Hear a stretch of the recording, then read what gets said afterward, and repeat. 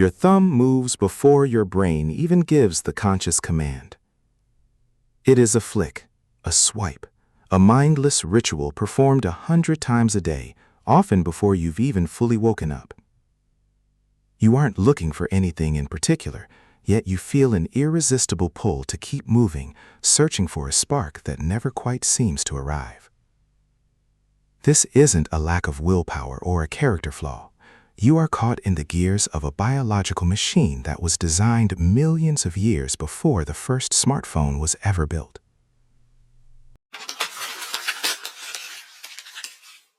To understand why you can't stop, we have to travel back to a world of scarcity where survival depended on a very specific kind of motivation.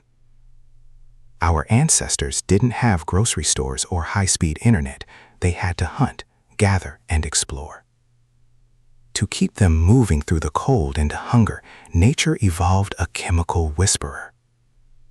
This molecule didn't reward them for finding food, it rewarded them for the hunt itself. It was the fuel for the search, a signal that told the brain, "Keep going, something good is just around the corner." We used to think this chemical, dopamine, was the molecule of pleasure. We believed it was the feeling of the chocolate on your tongue or the thrill of winning a game. But science has recently uncovered a much darker and more fascinating truth. Dopamine isn't about the joy of the reward, it is about the intense, burning anticipation of it. It is the chemical of more, not the chemical of enough.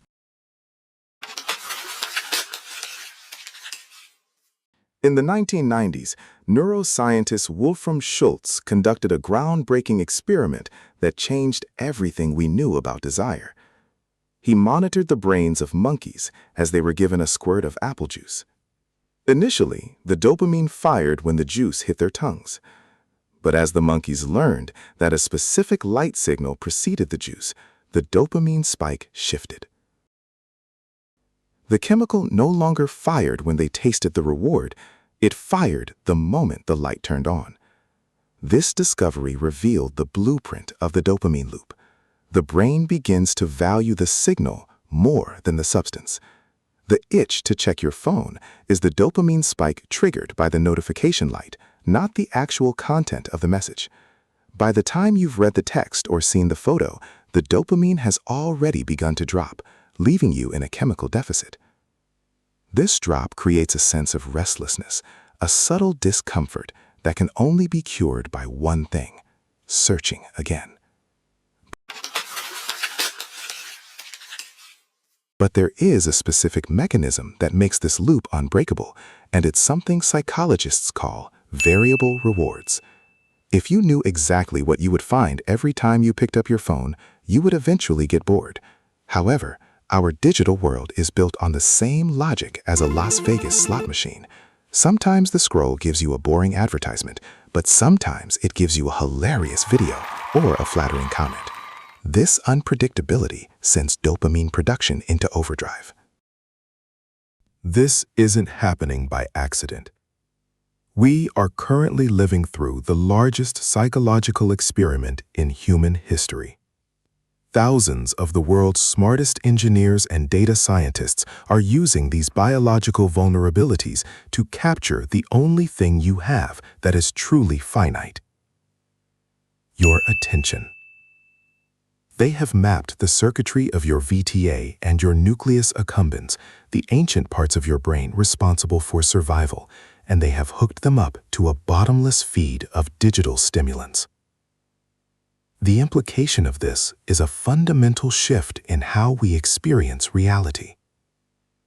When we are stuck in a dopamine loop, the here and now becomes invisible. We lose the ability to enjoy slow, deep pleasures like reading a book, walking in nature, or having a long conversation, because those activities don't provide the rapid-fire spikes our brains have been conditioned to crave. We become a species of hunters who have forgotten how to eat, forever chasing a horizon that recedes as we approach it.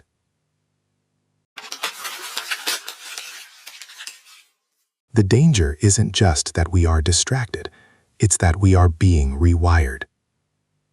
Constant high-level dopamine stimulation causes the brain to protect itself by down-regulating its receptors. This means that over time, it takes more and more stimulation just to feel normal.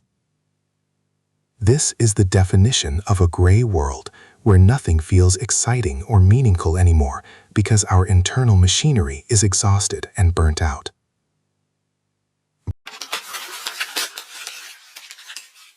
Breaking the loop starts with a simple, quiet realization. The next time you feel that magnetic pull to check your screen for no reason, stop for 5 seconds. Don't fight the urge, just observe it. Feel the physical tightness in your chest or the twitch in your hand. In that moment of observation, you are no longer the machine. You are the pilot. We are the first generation tasked with navigating a world where our own biology is being used against us. Understanding the loop is the only way to step outside of it. The more that dopamine promises is an illusion. A ghost that vanishes the moment you try to touch it. The only thing that is real is the quiet moment happening right in front of you, waiting for you to finally put down the search and look up.